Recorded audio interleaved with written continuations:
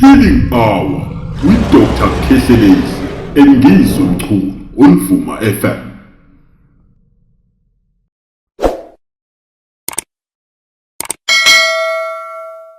Isikhathi, when is the right time to apologize as a parent? Kuhlala kukhulunywa ngendaba yengane ethiwe ingane ayihloniphe umzali. Okuyinto ebalekile. Wazi kahle ukuthi ingane yala ekhaya kuyona eyakho baba la ekhaya kodwa ekamfowabo. Wazi kahle babegameni lomusa siyakhuleka ekseni enhle kangaka. Namhlanje mabesibuka abanye besizwa Nkosi bazophila kunamaketa ngazoqaqwa. Namhlanje siyathandaza Nkosi. Vuselelo okuncane obekusele inhlizweni zabo. Sikhulekela izangoma, sikhulekela abafundisi, sikhulekela odriver bamatekisi namaphoyisa namasosha nodokotela. Ngizosho kanjalo ekseni kuwena emsebenzini mabekuhlukumezile wahlukunyezwa umuntu wamfaka emsebenzini madoda. Kunabantu uthola ukuthi wamfaka emsebenzini ubuyi HR umngani wakho wafuna umsebenzi wathatha iCV yakhe wam-interviewer and some of the process waweqa wajomba wamqasha uthe mayijika phakathi wangena kwi-management wahlangana nayo wasehlangana ngegama la kunomuntu omthathile yazi wamnika itender uthe masumnikile itender wajika lo muntu futhi wakumpimpa emsebenzini wathi lo muntu akayilandelanga iprocedure ngoba usefuna uphume sefuna kungene yena lalela ngizothi kuwena namhlanje uyafika uJesu hey madoda uyafika uJesu ngizosho kanjalo kuwena ekseni ngithi mina hey uyafika kuyimanje hopana ngishibisana nenkabi umuntu owamsiza Nkosi yami into kufanele bayazi mama ngihlamulungisa uyithelsila masithumbe kwenkosi kabo sina ayi abana ngizwa kahle ke manje mfowethu isitha sakho sokuqala umuntu wamsiza ngizosho kanjalo mfowethu isitha sakho sokuqala umuntu wamsiza wamwela isibridge that is why ngithi mina ngiyibridge labantu eliwela liyempumeleleni maseluwelile bese beyalibhidliza ibridge bathi siyoke sibone ukuthi uKhehlelezi uyowelaphi ngindumandumane yadumezizweni ngisihlahla somdlebe awu ngistepleter sabantu abagibela kusona mabefuna impumelelo uma sebegibelile bese beyasuyisa istepleter bathi siyoke sibone uKhehlelezi uyogibelaphi ngibe ngibagibezile mina soka madoda ngumlomo angathetha imanga ngizosho kanjalo ekseni kuwena owamsiza umuntu ajika kujikele namhlanje uyagadwa namhlanje unezitha isitha sibuyanga egoli asibuyanga kude isitha sami ngadla naso sitsheni ngasuka naso phansi sithe masiphanta kanzima ngangiphanta naso ngenxa yokuthi ngaphanta ngadlula yena waseyajika wazama engasuka naye phansi Nkosi yami sitha sami kungenzeka ukuthi ubhuti wami ngenzeka ukuthi sishisa impepho yedwa endlini eyodwa kodwa mangingekho mina yena uzophahla atshela omkhulu atshela ogogo athi lona kahambe emhlabeni Ngizobona Vuma umkhulu ngibingelela naye ngibingelela abaphila abantu Ndumandumane yadumezizweni nawe babongizwe yanibingelela abantu abadala ngegama lenkosi mkhulu ngisacela umkhuleko ujulile umkhuleko mkhulu ayekile mina nomndeni wami kanye nabo bonke nje abaphilayo emhlabeni kodwa nje especially mina hayi angiphathekile kahle mkhulu kuthiwe yini lo baba khulekise yabo kutsho uJanuwari Sawubona mkhulu bese ngikhuleka nawe mkhulu bese ngicela ungaqala amafimbo bese mkhulu ngiyabonga usise ngakho ukuthi izinto indlela ezinhlanhla ngayo sibuye sikhohle na ukubonga bese ngicela ungikhulekise uvule kumsebenzi ngikwazi ukuthi lokho ngiphiwe uThixo ngikwazi ukuthi ngik-embrace ngibonga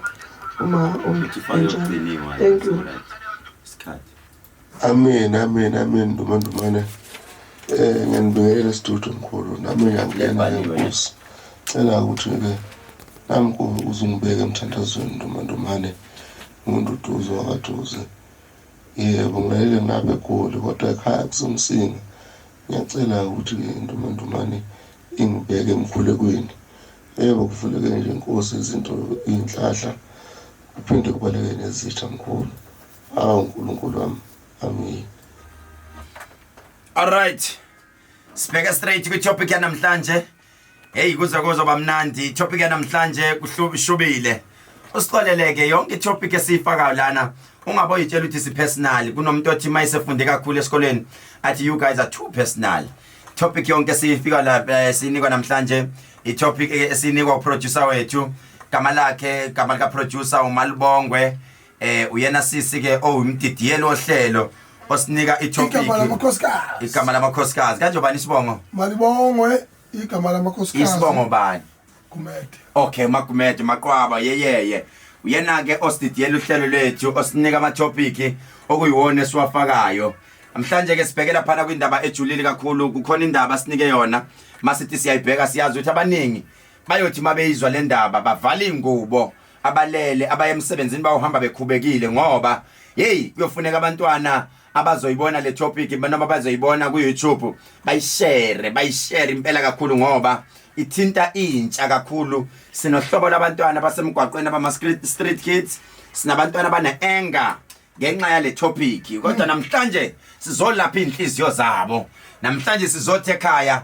ubona ukuthula kungekho ingoba le topic sasingakaze sikhulume ngayo namhlanje sokhuluma ngale topic namhlanje uNkulunkulu sembulele namadlozi basembulele namhlanje sizothi kuwe sula lezo inyembezi mntana sekhaya sesifikile sifika abantu bengasalindele sithi sifike ekseni sebethi baqedile kade wawukhala uthi I topic enjena ngiyayidinga but namhlanje sizothi sizokhuluma le topic ngoba ubuyidinga kade wawuthandaza umthandazo wakho okade uthandaza uzwakele ezulwini ngizwe sikhuluma ngani namhlanje mntaka baba sikhuluma ngento ejule kakhulu nje ubushilo omkhulu Khehlelezi ukuthi ke sibuza umbuzo ukuthi isiphi isikhathi esilungile sokuba umzali azehlise athi uyaxolisa emntwaneni wakhe okungenzeka ukuthi uxolisa ngamaphutho oluthizo lenzile okungenzeka ukuthi uxolisa ngendlela umntwana akhule ngayo kodwa when is the right time to say sorry I'm sorry my child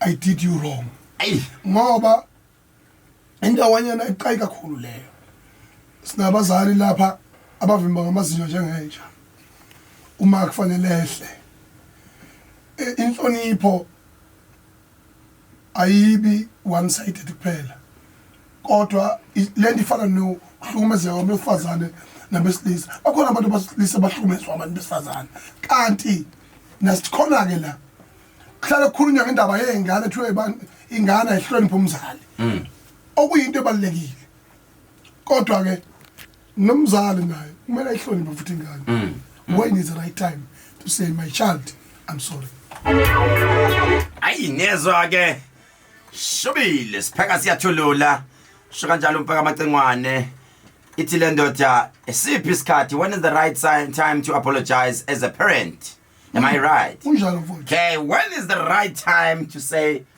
I'm sorry esiphi isikhathi njengomzali esifanele ukuthi uxolise emntwaneni wakho wehle uzehlise ngoba phela kuyadingeka ukuthi wehle ukuxolise nje umntwana wakho azizwe exole enhlizweni ubone ukuthi la bayishaye ngoba imkhuleko lokhuluma ngayo neyilonda neyinkinga lezabantu ababhekene nazo ziqala la emoyeni umthandaza ungeni phakathi kwegceke namathonga wayiletha inhlanhla ngezathu esisodwa unyukubele like akunemoya emibi ayikho inhlambuluko lo cha asibanike le ngoma ngishilawo engene inhlambuluko ngisho ngaphuza yiphi imbisa asibanike le ngoma akuthi nya right thatha le ngoma mzali ekhaya kungenza ukuthi wenze imistake nakho wamkhombisa isibongo esirongo wamtshengisa baba orongo kodwa uthe usomdala wathola umntwana uzoxolisa nini asivele siye kuma calls la sikhuluma ukuthi esiphi isikhathi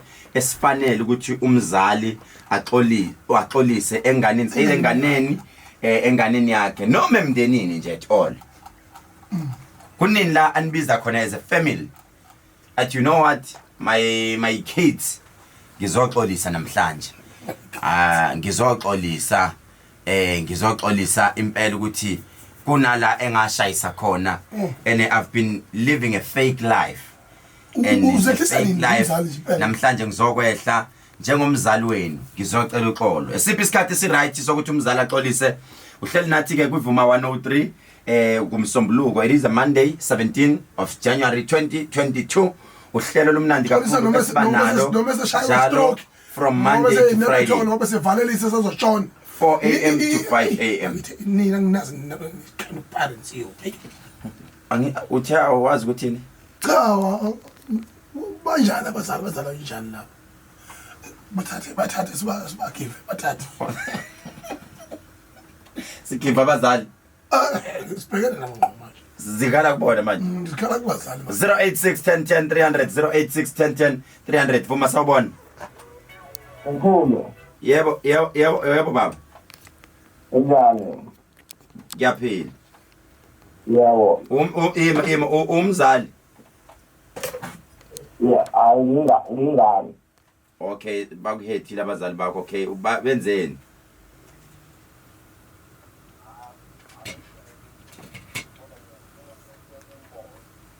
Beka ke baba. Ukuthi ingane mkhulu kumele uhlale nayo phansi awuthi masipha ku-16 years ukuthi kube lapho okwazi ukutshela khona iqiniso because ezinye zithi zina-16 17 kube la khona ezikwazi ukuphuma khona ecileni into angasakwazi ukulalela. Siyabonga baba. Ngiyabonga mkhulu. Yakhe Khehla 086 10 10 300 086 10 10 300 ngicela ukuthi sizwe abazali umzali othi mina ngashayisa yebo ngicela ukuthi bafowethu siyenze namhlanje ngicela ukuthi ukhala mina inyembezi uthi lezingane ngihlalela ekhaya impela laba basha namhlanje umuntu nje oneminyaka from between 15 to 30 angafoni ngicela kufona umuntu ona 35 kuyale othi impela ngashayisa la abantwana bami sebebadala ngiyabona ukuthi ngishayisile ungaba uanonymous lalela sokuvumela nje ube uanonymous wena othanda ukufona yima manje yima impela wena othanda ukufona yima impela namhlanje inofuna ukuhlolelwa kame ukuhlola sizoqala ngolesithathu siyele ngolesithathu siyahlola ngoba kusasa into esobe sikhuluma ngayo sobe sinika abantu ama voucher wabo lawa ka 5000 esaswathembisile ngicela ukuthi kusasa nje uvive neslip sakho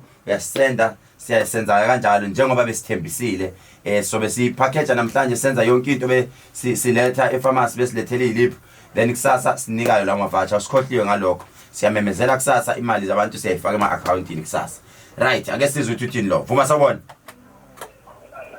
Amen mkhulu uneminyaka emingakho baba 37 okay ithini into yakho ngumjalito lomkhulu eGqabeha hayi Kulu umntana kunyanzelekile mkhulu hlalele naye phansi noba uyeva bakunzima because engazo banayo xa izova ngabanye abantu ba wawenze okanye wasalela kanjani okanye wenza ntoni kuye so ngilungibizo hlalele naye phansi ngixele ngokwakho. Okay siyabonga babami uphile nje Khehlelezi ngenxa isikhathi sami ngiyakuzwa Khehle sizwile noted thank you ave ngizokujabulela noma umzali ozothi namhlanje Khehlelezi ngicela ukuthi ngizoyibeka le ndaba ngiyaxolisa kumntanami okanjena ngiyasaba nokum-approacha I'm so sorry but today I think it's the right time ngicela umuntu ozocishenze kanjalo ozoyibhoboza indaba yithi badla noma angayibeka nje abo anonymous sizokumlaphela thina lo mntwana siyomlapha ngoba siphiweke kulekho nika thina ithuba give us a chance umzali 086 10 10 300 isikhathi siyakuvumela impela babangisana nawe bonke labajwayele ukufona imani manje sicela ukunika abazali namhlanje uhlelo lwabo abantu abadala namhlanje kungenzeka kunezinto ozoyiqaqa kunezinto ezizothi danke edlozini ngoba uzoyibhoboza le ndaba awukhulume nami ngizwe vuma sawubona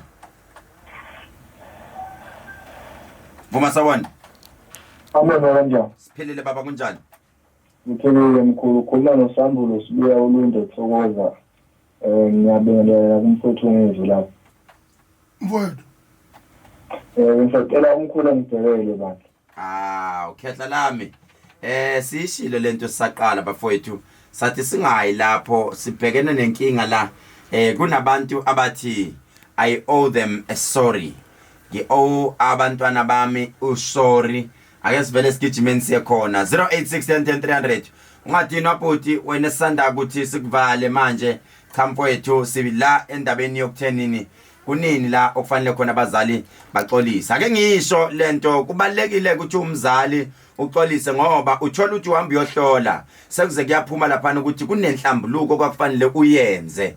Leyo nto iyeyibamba izinto ekhaya. Uthola abantwana bengasayithola imisebenzi, uthola abantwana bephila ngokulimala kuneyingozi ezikhona. Ingoba iqiniso ligodlile. Kunabazali abagodla iqiniso njengamanje. That is why isiZulu sithi umfazi ufa azi. Angithi ngizwe ngeright. Umfazi ufa azi. Kunabo mama abagodla iqiniso. Wazi kahle ukuthi ingane yala ekhaya kuyona eyakhe ubaba la ekhaya kodwa ekamfowabo. Wazi kahle ukuthi lengane akuyona yami ngayishintsha esibhedlela ngoba ngangiyibona ukuthi inekhanda elikhulu. Ngayishintsha ngabona enye inekhanda elingathi lilingene. Ngase ngiyayishintsha lengane. Iqiniso uyalazi. Namhlanje sizokhuluma ngaleyo nto ukuthi sifuna ukuzwa ukuthi mama ngoba ubaxovile abantwana bakho kunabazali abaxova abantwana. Mayibaxova abantwana ingane yakho yazi kahle ukuthi iphila ngokudayisa umzimba kodwa imali uyayithatha ngene nayo ngaso sonke isikhathi. Akayibuza ingane ukuthi le mali engako lokungena nayo uyithathaphi. Athathadle athathaqale nakho konke. Athi mayibuzwa ubaba ukuthi lo mntwana washintsha imoto wenza ukuthi nokuthi akhuluma amanga kubaba ngoba bebona ngathi ubaba umuntu ongathi uyathithiza bangalikhuluma iqiniso kanti idlozi liyayibuka yonke lento eyenzakala la ekhaya. Sidinga umama sidinga ubaba ozoxolela ingane ozothi mama wala ikange ngutshela iqiniso ingane yakho uzuyibone ithenga imoto inkabe eThekwini ibulala abantu. Ngizoxolisa emndenini ukuthi leyo nto angikaze ngayihlambuluka. Leyo nto namhlanje ngizodlula kuyona ngoba kunezinto enizothi ekhaya zenzeki zibanjwe wena baba noma zibanjwe wena mama okufanele uyidlule kuzona uxolise. Kunomama okufanele uxolise ekuthenini uyazi ukuthi ubaba wala ekhaya ulala nengane yakhe noma ubaba la ekhaya vele umbathi ingube yodwa nengane kodwa akayikhulumi le nto ngoba usaba ukuthi ubaba the day ngisho lento kubaba ubaba kuyobe kuhamba kwakhe futhi ngiyosala ngihlupheka. Kunabantu abakanjalo okufanele izinto ezikhulunywe. Umnobaba ohlukumeza ingane yakhe ngokocansi uhlale ibamba ngaso sonke ingane mayimbuka ubaba ivukwa ezinye izinto ngoba iyazi ukuthi kwenze njani. Kufanele uxolise uguqe phansi uxolise uthi mntanami sekuyisikhathi ukuthi ngixolise manje hayi ngoba usuhamba emhlabeni kunento ayithintile ungizwe wathi abanye baxolisa ngoba sebehamba emhlabeni. Leyo nto idinga uxolo udinga ukuxolisa ngoba uyibambile izinto zengane yakho. Kunjalo mntaka baba nanokuthi ukusizani uxolo ngoba usudabukisa umzali unonyembe selilokoza endaweni eyodwa lilokoze usubuka ndawonye usuwashawa istroke akufeki akusindeki usuyimfindo nje manje sekuyimake mase usotoliwe lapha usuwatha amahe usuhlula ukuthi amahewu yabo manje yonke le nto leyo bese kuyimawo ukuthi uzobhoboka amaqiniso manje la into leyo ushaya ubuhlungu obubili ubuhlungu ukuthi unje manje umzali ngoba uyigazi lami ubuhlungu futhi bokuthi le nto awuyithulele isikhathi esithi kangaka and then you don't even have a chance njengomzali yokuthi kube khona ne healing process ebakhona ngoba usuyinto vele ehambayo. Mawucabanga uyobahloselini ngisho abantwaneni bami manje yonke le nto le mntaka baba le nto ekhulunywa manje ijule ngendlela esimanga umuzwe ngana inhlambuluko umuzwe ufile lo kuneyingane ezizelwe lapha zizalwa oyise eyinganeni zabo uthulekile nje uhlelo phekwazo lezo zinto lezo kuthiwa hayi ixoxa amanyala agcwele emizini yamadoda. Yonke le nto mfowethu ibaluleke kakhulu ukuthi mawumzali uwazi isigaba ngesigaba qala ngento ezincane little things the teardrop in an ocean. Manje mfowethu ngifuna ukubuza ukuthi umzali uxolisa nini kahle kahle?